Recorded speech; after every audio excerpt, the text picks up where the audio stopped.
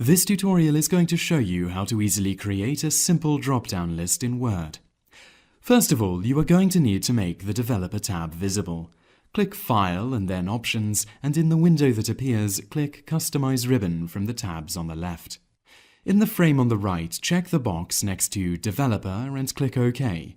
You will now see that there is a Developer tab in the ribbon at the top of the program. Click on this. One section of the Developer tab reads Controls, and within this there is an icon called Drop-Down List Content Control. Click this. Now click the Properties icon next to it and the Content Control Properties window will appear. Give a title to the drop-down box. Click the Add button further down the window and use this to enter an option for the drop-down list. Click OK and repeat this procedure to add more options to the list.